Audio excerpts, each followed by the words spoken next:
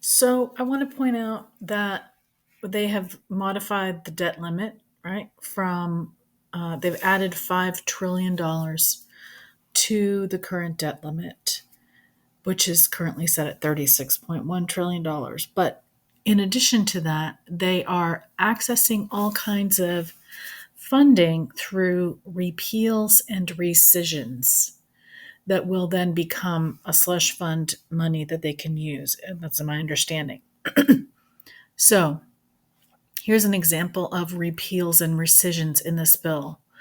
They are repealing the Inflation Reduction Act, which was, of course, passed by Biden and Biden's administration. The unobligated balance of amounts made unavailable under that section is rescinded. So they're pulling it back into the government. So, of course, there's a lot of veiled information here because who knows what all these sections are, right? All these sections that they are rescinding and repealing, which means they're taking it back, right? A rescission is taking it back. So then if you look up these items, 50123, they're rescinding the state-based home energy efficiency contractor training grants. So these are grants offered by the federal government to help train contractors out there working in home energy efficiency items and installations, etc., so that they can help to generate more efficient homes, right? That's all rescinded. So these people will not have access to grants, which is free money, not loans, grants to get training. B, item 50141, funding for loans for energy efficient projects. So they're rescinding loans for energy efficient projects. 50144, they are rescinding energy infrastructure repurposing and remediation. So this is taking remediation of environmental damage caused by energy infrastructure, as well, funding away from that, as well as funding away from repurposing and remediation of existing infrastructure that can be adjusted for new energy types, etc. They're taking that money away. They're taking money away from tribal energy loans to guarantee programs that assist tribes with developing energy on their own lands.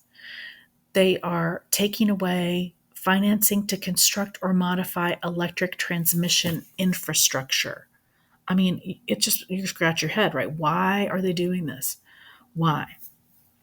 F50152, they're rescinding grants to facilitate siting of electrical transmission lines. So clearly, we're going to need to put transmission lines somewhere at some point, unless, of course, we're using oil and gas, and then we don't need all the electric lines, right? And that's probably why. They are rescinding money for wind energy transmission planning and development. That's no surprise, right? But here it is. And they are 50161. They're rescinding, taking back, repealing clean industrial facilities, money for clean industrial facilities. So then what does that mean, right? Then you look up 50161 and you see this paragraph here, H. This money is set aside to provide financial assistance to entities to carry out projects for the purchase, installation, or retrofit of certain advanced industrial technology at a U.S. manufacturing facilities engaged in energy-intensive processes. So these highly industrial processes, right? Steel, aluminum, and cement, etc.